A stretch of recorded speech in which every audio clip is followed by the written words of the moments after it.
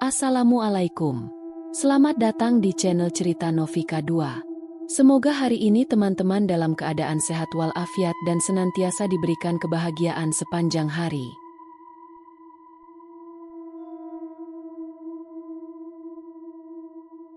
Langit senja mulai berubah jingga saat Doni tiba di desa tempat ia dibesarkan.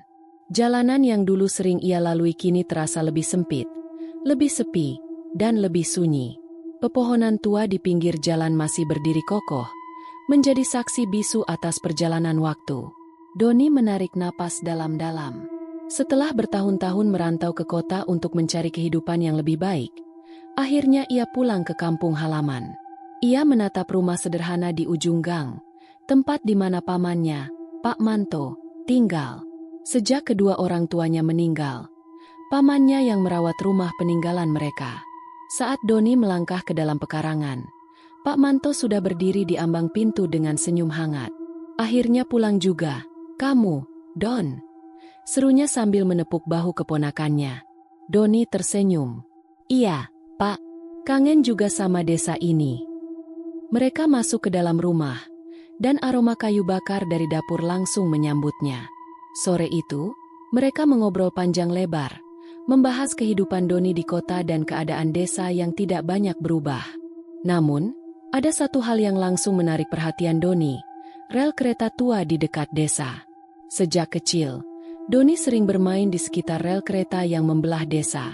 Rel itu sudah ada sejak zaman penjajahan, menjadi jalur utama bagi kereta barang dan penumpang. Namun, seiring waktu, rel itu semakin sepi. Meski masih digunakan beberapa kali dalam sehari, suasana di sekitarnya selalu terasa mencekam. Tak sedikit orang yang mengalami kejadian aneh di sana, terutama pada malam hari. Masih sering ada kejadian aneh di rel, Pak?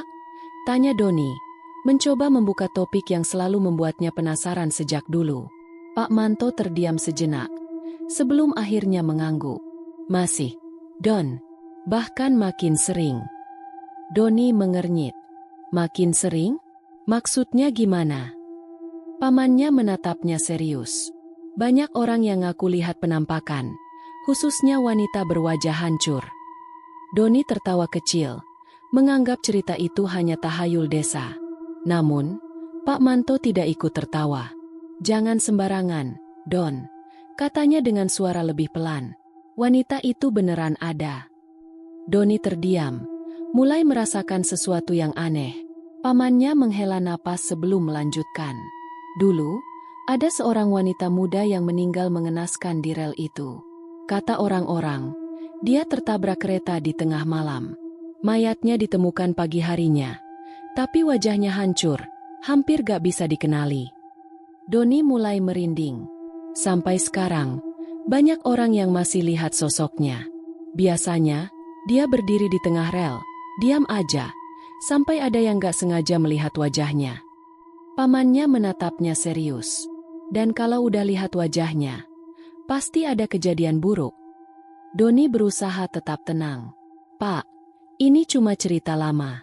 Orang-orang di desa suka menambah-nambahkan cerita biar makin seram. Pak Manto tersenyum tipis. Kamu gak percaya? Doni menggeleng. Enggak. Kalau memang ada hantunya, kenapa gak ada bukti yang jelas? Pamannya menghela napas. Ya udah, kalau kamu memang gak percaya, jangan coba-coba uji nyali di sana. Doni tertawa kecil. Beneran segitu seremnya? Pak Manto tidak menjawab. Namun, ada sesuatu dalam tatapannya yang membuat Doni merasa tidak nyaman. Keesokan harinya, Doni pergi ke warung kopi dekat pasar desa. Tempat itu selalu ramai dengan obrolan para warga. Ketika ia menyebutkan rel kereta tua, suasana di warung tiba-tiba berubah. Beberapa orang menatapnya dengan ekspresi aneh. Kamu jangan main-main di sana, Don, kata Pak Mardi, seorang tetua desa. Kenapa, Pak? Doni mencoba menggali lebih dalam. Pak Mardi mengusap wajahnya, tampak enggan membahasnya lebih lanjut. Aku pernah lihat sendiri, katanya pelan. Dulu, waktu aku pulang malam dari sawah, aku lihat dia. Doni menelan ludah. Lihat siapa? Pak Mardi menatapnya serius. Wanita itu. Doni langsung merinding. Aku lihat dia berdiri di tengah rel. Rambutnya panjang, bajunya lusuh. Kupikir orang biasa, tapi pas aku panggil, suara Pak Mardi sedikit bergetar. Dia menoleh, dan aku lihat wajahnya. Wajahnya hancur. Doni tercekat. Apa yang terjadi setelah itu, Pak? Pak Mardi menghela napas panjang. Besoknya, aku jatuh dari tangga tanpa sebab. Kaki patah. Sejak itu, aku gak pernah berani lewat rel lagi. Doni mulai merasa tidak nyaman. Semakin banyak orang yang berbicara tentang wanita di rel itu, semakin sulit baginya untuk menganggapnya hanya sebagai mitos. Namun, di satu sisi, ia masih ingin membuktikan sendiri apakah cerita ini benar. Malamnya, ia berbincang dengan temannya, Budi, seorang pemuda desa yang juga skeptis terhadap cerita hantu. Beneran mau ke rel malam ini? Tanya Budi. Doni mengangguk. Cuma mau lihat aja. Masa sih kita takut sama cerita doang? Budi tertawa. Ya udah, aku ikut. Biar kalau ada yang ketakutan, kita bisa lari bareng. Mereka berdua tidak menyadari bahwa malam itu akan mengubah hidup mereka selamanya. Malam di desa itu begitu sunyi. Hanya suara jangkrik yang terdengar dari balik pepohonan. Angin berhembus lembut, menyusup di antara celah-celah jendela kayu rumah Pak Manto. Doni tidur di kamar tamu, mencoba memejamkan mata setelah seharian mendengar cerita menyeramkan dari warga desa. Namun, rasa penasaran masih mengganggu pikirannya. Ia masih berpikir tentang wanita berwajah hancur yang sering muncul di rel kereta. Apa benar dia ada? Atau ini hanya cerita lama yang terus diceritakan turun-temurun? Doni menghela napas dan mencoba tidak memikirkan hal-hal aneh. Tapi malam itu, sesuatu yang mengerikan terjadi. Sekitar pukul 2 dini hari, Doni terbangun tiba-tiba. Bukan karena mimpi buruk, melainkan karena suara kereta yang melaju kencang. Brak, brak, uung. Doni mengerjapkan mata, mencoba memastikan apa yang ia dengar benar. Namun, ia langsung merasa aneh. Bukankah jadwal kereta terakhir sudah lama berlalu? Di desa ini, jalur kereta hanya dilewati beberapa kali dalam sehari, dan kereta terakhir biasanya melintas sebelum pukul 11 malam. Jadi, kereta apa yang melintas di jam segini? Jantungnya mulai berdebar. Perlahan, ia bangkit dari tempat tidur dan berjalan menuju jendela. Ia membuka tirai dengan hati-hati, lalu mengintip keluar. Saat itulah tubuhnya membeku.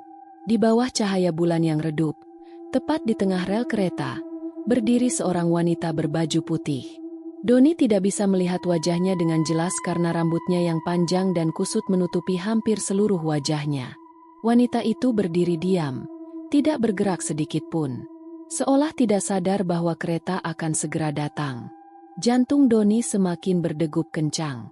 Ia mencoba berpikir logis. Mungkin itu hanya seseorang yang tersesat, atau seorang wanita desa yang sedang berjalan pulang.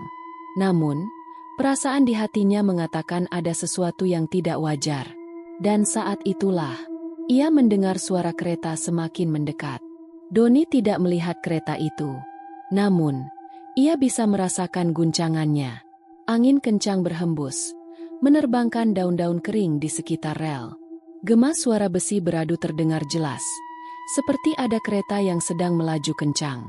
Namun, anehnya, wanita itu masih berdiri di sana. Ia tidak bergerak, tidak melompat ke samping untuk menghindar, tidak menoleh ke arah kereta. Seolah-olah, ia tidak takut mati. Atau, mungkin ia sudah mati? Doni merasa ingin berteriak untuk memperingatkan wanita itu. Namun, sesuatu menahannya. Instingnya mengatakan bahwa ia tidak seharusnya ikut campur. Namun, pada detik terakhir sebelum kereta tak kasat mata itu menabraknya, wanita itu perlahan menoleh.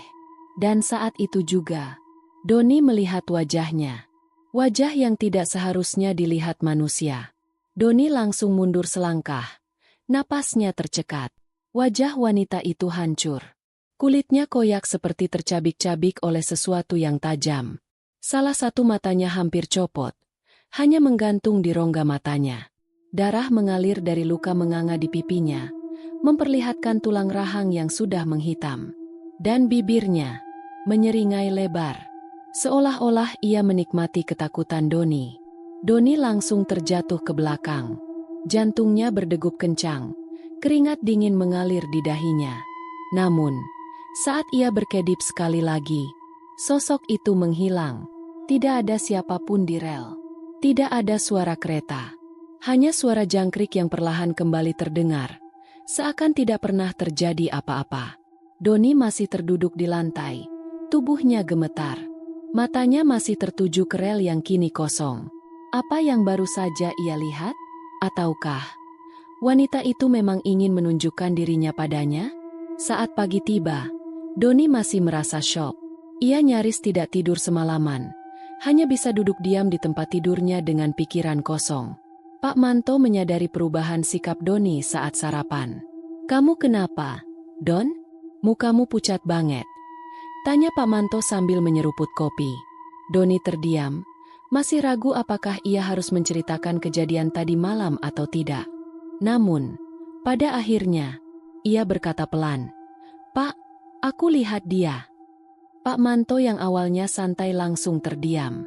Cangkir kopi di tangannya sedikit bergetar. "Kamu lihat siapa, Don?" tanyanya, suaranya lebih serius. Doni menelan ludah, lalu menjawab, "Wanita di rel itu." Pak Manto langsung menaruh cangkirnya. Sorot matanya berubah, menjadi lebih serius, lebih gelap. "Kita harus bicara."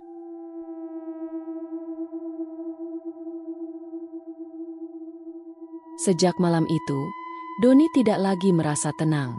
Bayangan wanita berwajah hancur di rel kereta terus menghantuinya. Setiap kali ia mencoba memejamkan mata, wajah itu muncul, tersenyum, menatapnya. Dan saat ia terbangun dengan napas terengah-engah, ia masih bisa merasakan kehadirannya di dalam kamar. Tapi itu baru awal dari semua teror yang akan datang. Doni mulai mengalami mimpi buruk yang sama setiap malam. Ia selalu melihat dirinya berdiri di tengah rel kereta yang gelap. Di kejauhan, terdengar suara kereta yang melaju tanpa henti. Semakin lama, semakin keras, semakin dekat. Tapi Doni tidak bisa bergerak. Kakinya seolah tertanam di rel, membuatnya hanya bisa berdiri diam. Lalu, tiba-tiba, ada suara jeritan perempuan. Begitu ia menoleh ke belakang, wanita itu ada di sana. Dengan wajahnya yang hancur, penuh darah, dan mata yang menatap kosong. Dan setiap kali Doni terbangun, ia selalu mendengar suara bisikan di telinganya. "Kenapa kamu melihatku?" Pagi harinya, Doni duduk di meja makan dengan mata sembab dan wajah lesu. Pak Manto, yang duduk di seberangnya, menatapnya dengan cemas. "Kamu gak tidur semalaman, Don?" Doni menggeleng pelan. "Aku terus mimpi buruk, Pak." Pamannya menaruh cangkir kopinya dan bersandar di kursi. "Kamu lihat sesuatu di rel malam itu, kan?" tanyanya dengan nada serius. Doni terdiam sesaat, lalu mengangguk. Pak Manto menghela napas panjang. "Aku udah bilang, jangan main-main di sekitar rel, terutama pada malam hari." "Tapi aku gak kesana, Pak. Aku cuma lihat dari jendela," jawab Doni. Pak Manto menatapnya lebih dalam. "Itu lebih buruk, Don," katanya pelan. Doni mengernyit. "Maksudnya?" Pamannya tidak langsung menjawab. Namun, raut wajahnya menyiratkan sesuatu yang tidak ingin ia katakan. Sesuatu yang seharusnya tidak Doni ketahui. Hari itu, Doni mencoba mencari jawaban sendiri. Ia pergi ke warung kopi dekat pasar, tempat di mana para warga desa biasa berkumpul. Saat ia menyebut rel kereta tua, suasana di warung langsung berubah. Obrolan yang awalnya riuh mendadak sunyi. Beberapa orang menatap Doni dengan ekspresi aneh. "Lagi-lagi soal rel itu," gumam salah satu warga tua, Pak Mardi. Doni merasa ada sesuatu yang disembunyikan. "Apa yang sebenarnya terjadi di rel itu, Pak?" tanyanya. Pak Mardi menatap Doni lama, lalu berkata dengan suara pelan, "Dulu, ada seorang wanita muda yang meninggal di sana. Dia tertabrak kereta. Doni langsung merinding. "Siapa dia, Pak?" Pak Mardi menghela napas, lalu berkata, "Namanya Sari." Menurut cerita para warga, Sari adalah seorang gadis desa yang malang. Ia hidup di keluarga miskin dan sering mendapat perlakuan buruk dari orang-orang di sekitarnya. Hingga suatu malam, entah karena apa, ia ditemukan tergeletak di tengah rel kereta. Beberapa warga yang melihatnya dari kejauhan tidak bisa menghentikannya. Kereta yang melaju kencang menabraknya tanpa sempat berhenti. Pagi harinya, jasadnya ditemukan dalam kondisi mengenaskan. Tubuhnya hancur, dan yang paling mengerikan, wajahnya remuk, nyaris tidak bisa dikenali. Sejak kematian Sari, warga desa tidak pernah merasa tenang. Beberapa orang yang melewati rel pada malam hari mengaku melihat sosoknya. Wanita berbaju putih dengan rambut panjang berdiri di tengah rel. Namun, yang paling mengerikan adalah, setiap orang yang melihat wajahnya pasti mengalami kejadian buruk. "Aku pernah lihat dia," kata Pak Mardi tiba-tiba. Doni menelan ludah. "Apa yang terjadi, Pak?" Pak Mardi mengusap wajahnya, tampak enggan mengingatnya kembali. "Waktu itu aku pulang malam dari sawah. Aku lihat ada seseorang berdiri di rel." Doni mendengarkan dengan tegang. "Kupikir itu cuma orang biasa. Tapi pas aku panggil, dia menoleh." Suara Pak Mardi mulai bergetar. Wajahnya hancur, Don. Doni merasakan bulu kuduknya berdiri. Apa yang terjadi setelah itu? Pak Mardi menghela napas panjang. "Besoknya, aku jatuh dari tangga tanpa sebab. Kaki patah." Doni mulai memahami sesuatu yang mengerikan. Ia telah melihat wanita itu. Dan kini, ia terus mengalami mimpi buruk. Apakah itu berarti akan ada kejadian buruk yang menimpanya juga? Doni tidak tahu. Yang jelas, sejak malam itu, hidupnya tidak akan pernah sama lagi. Malam yang tenang berubah menjadi malam penuh ketakutan. Doni tidak bisa lagi tidur nyenyak sejak pertemuannya dengan wanita berwajah hancur di rel kereta. Namun, meskipun mengalami mimpi buruk setiap malam, ia masih belum sepenuhnya percaya. Baginya, semua cerita yang ia dengar dari warga desa terlalu berlebihan. Mungkinkah ini hanya kebetulan? Ataukah benar-benar ada sesuatu yang menghantui rel itu? Doni ingin membuktikan sendiri. Dan malam ini, saat senja mulai tenggelam, Doni duduk di depan rumah Pak Manto, menunggu temannya, Budi. Budi adalah satu-satunya orang yang mau menemani Doni menyelidiki misteri di rel kereta. Tak lama, Budi datang dengan wajah penuh semangat. "Jadi, beneran nih kita mau ke sana?" tanyanya, sedikit ragu. Doni mengangguk mantap. "Ya, kalau kita mau tahu kebenarannya, kita harus lihat sendiri." Budi menghela napas, lalu tersenyum tipis. "Ya udah, ayo. Tapi kalau ada yang aneh, kita langsung kabur." Doni tertawa kecil. "Setuju." Mereka berdua tidak menyadari bahwa malam ini, mereka akan menghadapi sesuatu yang tidak bisa dijelaskan oleh logika. Sekitar pukul 11 malam, mereka tiba di dekat rel kereta tua. Malam itu, langit gelap tanpa bintang. Hanya ada sinar bulan redup yang nyaris tidak bisa menerangi jalan setapak menuju rel. Doni dan Budi melangkah dengan hati-hati, melewati ilalang tinggi yang bergerak pelan tertiup angin. Namun, semakin mereka mendekat, suasana berubah drastis. Semula, suara jangkrik masih terdengar memenuhi malam. Namun, ketika mereka semakin dekat ke rel, segalanya menjadi sunyi. Tidak ada jangkrik, tidak ada angin. Hanya ada keheningan mencekam yang membuat mereka saling bertatapan dengan wajah tegang. Budi menelan ludah. "Don, ini aneh banget. Kok tiba-tiba sunyi?" Doni merasakan bulunya meremang. Namun, ia mencoba tetap berpikir rasional. Mungkin kita terlalu tegang aja. Namun, sebelum mereka bisa melanjutkan langkah, tiba-tiba, terdengar suara langkah kaki di atas kerikil rel. Krek, krek, krek. Doni dan Budi langsung membeku. Langkah kaki itu tidak berasal dari mereka. Seseorang ada di sana. Budi berbisik pelan. Siapa itu? Doni perlahan menoleh ke arah sumber suara. Dan saat itu juga, jantungnya serasa berhenti berdetak. Di atas rel, hanya beberapa meter dari mereka, berdiri seorang wanita berbaju putih. Rambutnya panjang dan kusut, menutupi sebagian besar wajahnya. Tubuhnya tampak sedikit melayang. Dan yang paling mengerikan, ia mulai berjalan ke arah mereka.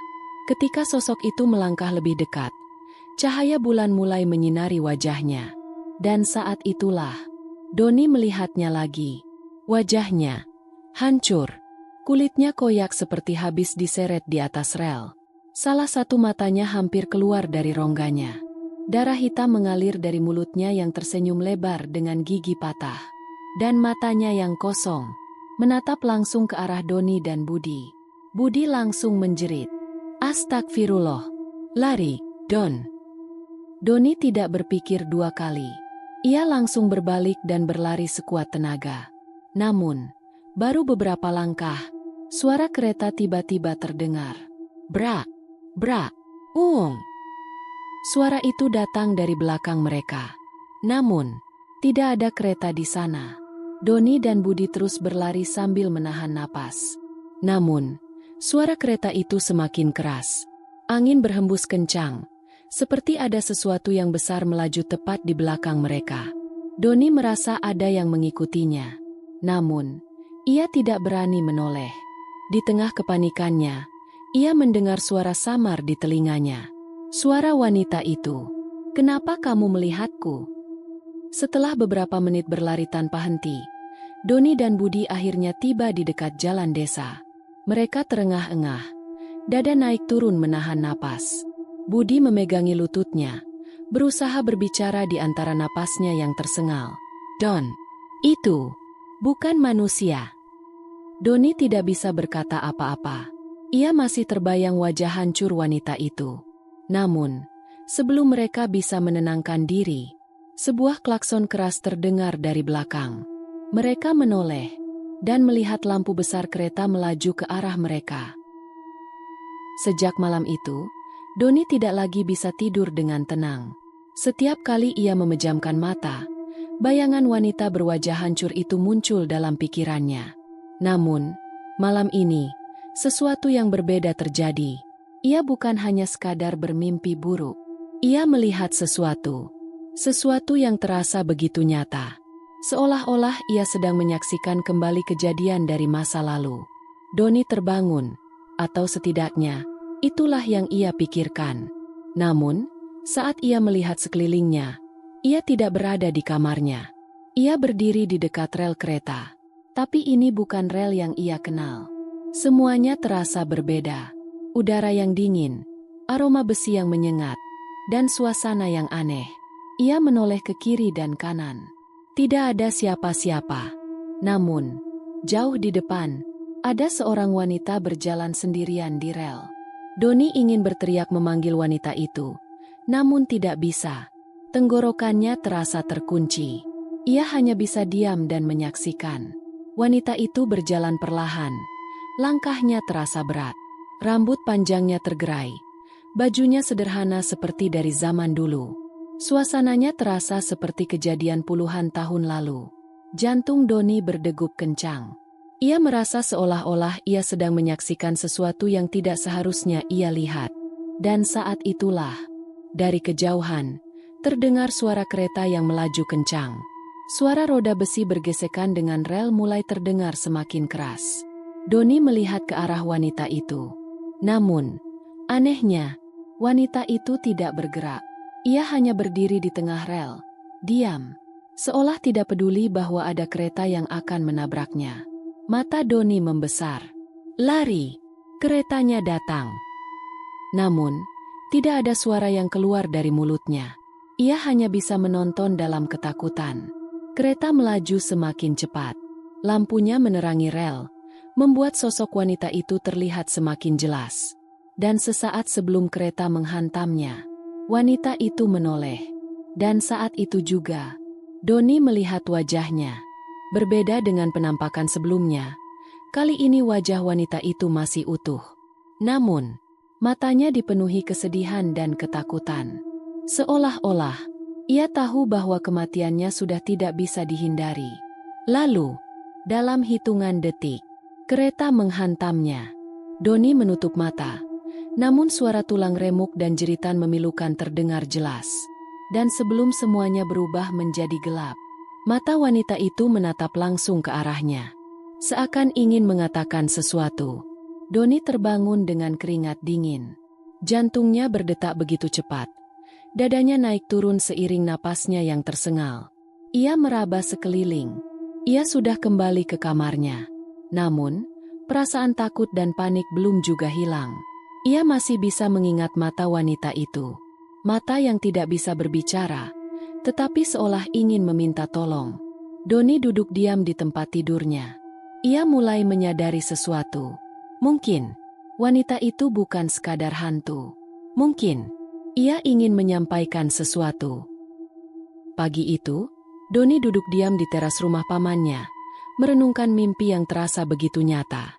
Wanita itu, ia tidak hanya sekadar hantu yang menakut-nakuti orang. Ada kesedihan dalam matanya. Seolah-olah ia ingin mengatakan sesuatu yang belum terselesaikan. Dan Doni sadar, ia harus mencari tahu kebenarannya. Setelah sarapan, Doni beranjak dari rumah dan menuju warung kopi dekat pasar desa. Warung itu adalah tempat para warga berkumpul dan berbincang tentang berbagai hal. Jika ada yang tahu tentang wanita di rel itu, pasti salah satu dari mereka. Ketika Doni menyebut rel kereta tua, para warga kembali terdiam sejenak. Namun, kali ini, seorang lelaki tua yang duduk di sudut warung menghela napas panjang. Ia adalah Pak Karta, salah satu orang tertua di desa ini. "Kamu masih penasaran, ya?" tanya Pak Karta sambil menyeruput kopinya. Doni mengangguk. "Saya harus tahu, Pak, siapa sebenarnya wanita itu?" Pak Karta menatapnya lama sebelum akhirnya berkata, "Namanya Sari." Menurut cerita Pak Karta, Sari dulunya adalah seorang gadis desa yang lembut dan baik hati. Ia bertunangan dengan seorang pemuda bernama Wanto, anak seorang saudagar kaya di desa. Namun, kebahagiaan itu tidak bertahan lama. Suatu hari, Wanto menuduh Sari berselingkuh dengan pria lain. Tanpa bukti yang jelas, fitnah itu menyebar ke seluruh desa. Dan dalam waktu singkat, Sari menjadi bahan pergunjingan. Bagi gadis desa seperti Sari, tuduhan seperti itu adalah aib yang tidak termaafkan. Bahkan keluarganya sendiri percaya pada fitnah itu. Ayahnya, yang dikenal keras dan tegas, mengusirnya dari rumah. Ibunya menangis, tetapi tidak bisa berbuat apa-apa. Saudara-saudaranya menjauh, malu karena memiliki saudara perempuan yang dianggap tidak bermoral. Dan Wanto, pria yang awalnya berjanji untuk mencintainya selamanya, meninggalkannya begitu saja. Doni mendengarkan cerita itu dengan dada yang terasa sesak. Sari tidak punya tempat untuk pergi. Tidak ada yang peduli padanya. Ia benar-benar sendirian. Dan pada suatu malam yang sunyi, Sari berjalan sendirian ke rel kereta. Ia berdiri di sana, menatap ke arah jalur kereta yang sepi. Tak lama kemudian, terdengar suara kereta yang melaju dari kejauhan. Namun, Sari tidak bergerak. Ia hanya berdiri diam. Dan ketika kereta semakin dekat, ia menoleh ke belakang, menatap kosong ke arah desa untuk terakhir kalinya. Lalu, dalam hitungan detik, tubuhnya hancur di bawah roda besi kereta. Pak Karta menutup ceritanya dengan suara yang bergetar. Sampai sekarang, Don, banyak orang percaya bahwa Sari tidak pernah benar-benar pergi. Doni menelan ludah. Kenapa, Pak? Pak Karta menghela napas. Karena dia tidak mati karena keinginannya sendiri. Doni mengernyit. Tapi, bukankah dia bunuh diri? Pak Karta menatapnya tajam. Bunuh diri? Atau dipaksa mati karena putus asa? Doni terdiam. Jika bukan karena fitnah dan pengkhianatan, Sari tidak akan berada di rel malam itu. Jika bukan karena keegoisan orang-orang di sekitarnya, ia mungkin masih hidup. Dan karena ia meninggal dengan begitu banyak penderitaan, arwahnya tidak pernah bisa beristirahat dengan tenang. Doni menggenggam gelas kopinya erat-erat. Jadi ini alasan kenapa Sari terus menampakkan diri. Bukan sekadar untuk menakut-nakuti, tapi mungkin untuk menceritakan kebenarannya.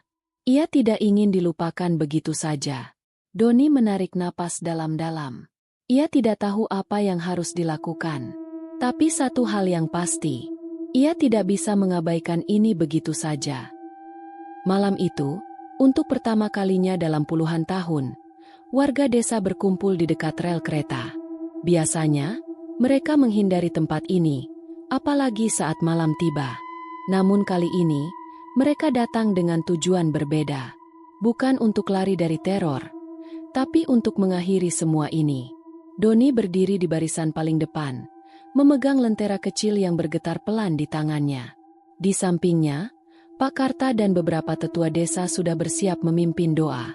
Malam terasa lebih sunyi dari biasanya. Hanya suara angin yang berhembus pelan, seolah ikut menunggu apa yang akan terjadi. Doni menarik napas dalam. Ini saatnya. Pak Karta mulai memimpin doa. Suaranya pelan namun penuh makna.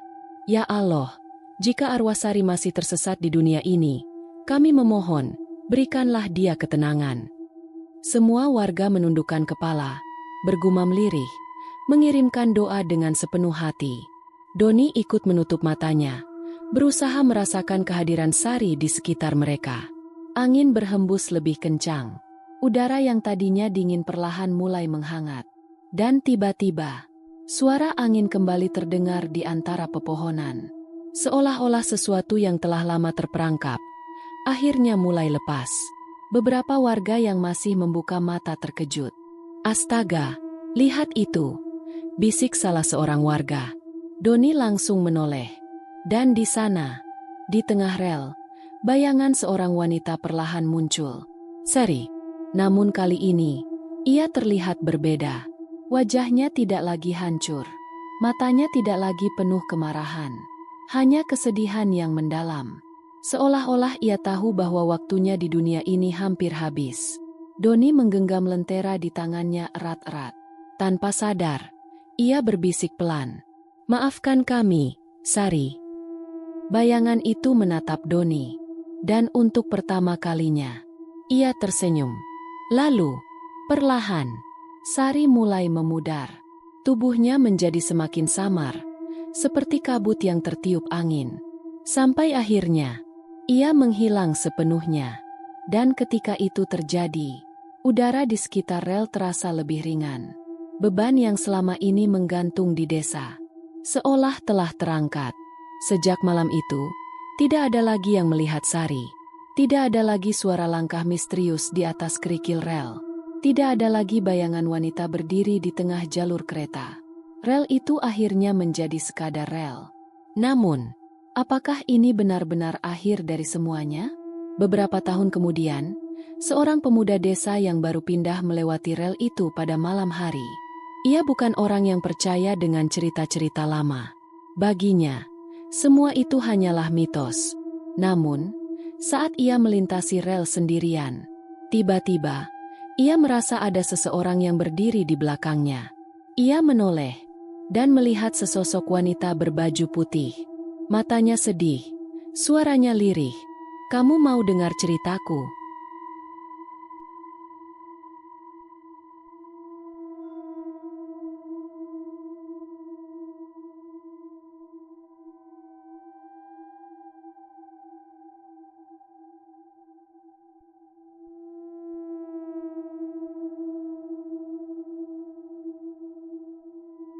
Demikian cerita hari ini. Semoga teman-teman dapat terhibur dan dapat mengambil hikmah kebaikan isi di dalamnya. Jangan lupa juga bagikan cerita ini kepada teman-teman yang lain agar mereka juga bisa mendapatkan hiburan yang sama. Mohon maaf apabila ada kesalahan kata dan ucapan kami dalam membacakan cerita ini. Terima kasih dan wassalamualaikum.